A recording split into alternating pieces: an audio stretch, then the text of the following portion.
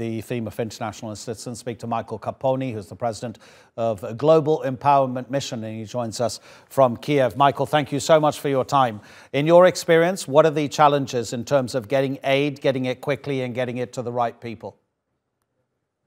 We've been working directly with the embassy in Washington, D.C. and the consulate in Miami. So they are making things very easy for us by offering planes.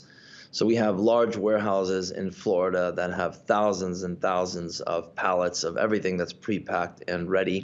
So they're coordinating right now the cargo planes that the Turkish government is going to send.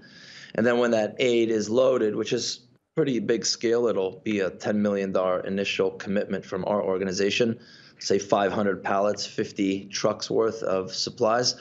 That'll be going into the region and then distributed with your local agencies in tandem with us. So as the government of Turkey seems to be doing a really great job, we basically follow what they tell us. What sort of material, Michael?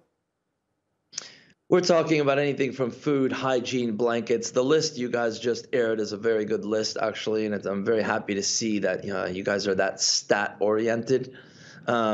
Everything is needed, right? It's going to be sheltering and bedding and blankets. It's cold, so all different kinds of supplies that large American companies donate to us on an annual basis, and we're basically emptying out a gigantic warehouse, 60,000 square foot warehouse.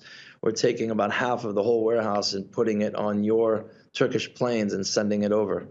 Again, Michael, in terms of your personal experience, how long do people in situations like this generally need assistance? I mean, when you follow up months later, what do you find? That people are still having to rely on other people's aid? It's a very tricky, right? I lived almost the first year after the 2010 Haiti earthquake, and that was very hard. And this looks a lot harder, actually. It's a lot more widespread. Obviously, Haiti doesn't have the means to recover as quickly as Turkey does, but with the Surfside collapse, which is just one building like this, imagine you guys have thousands of buildings that have been destroyed like this.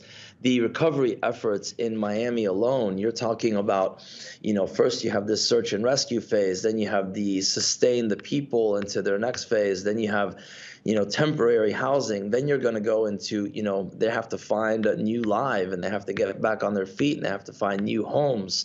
They have to move into places, possibly move to different towns. So these things take years actually to fully recover.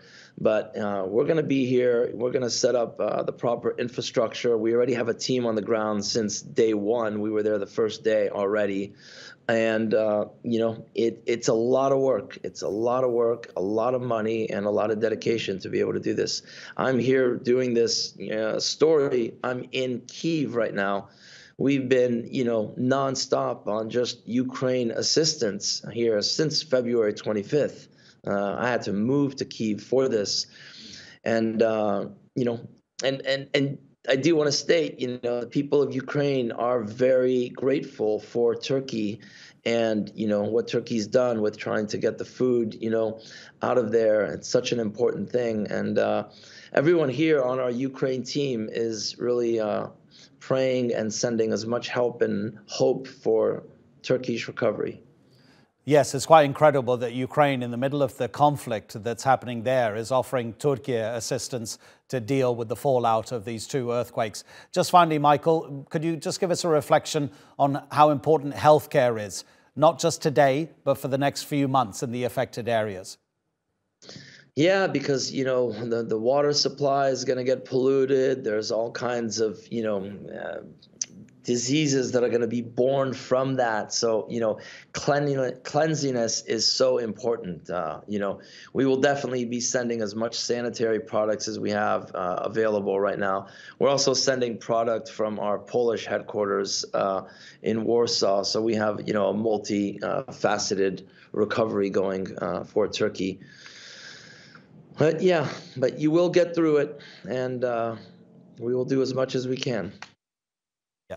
Michael, thank you so much indeed. Really appreciate it. Michael Capponi speaking to us from Kiev about the aid that his organization is sending to Türkiye. Take care.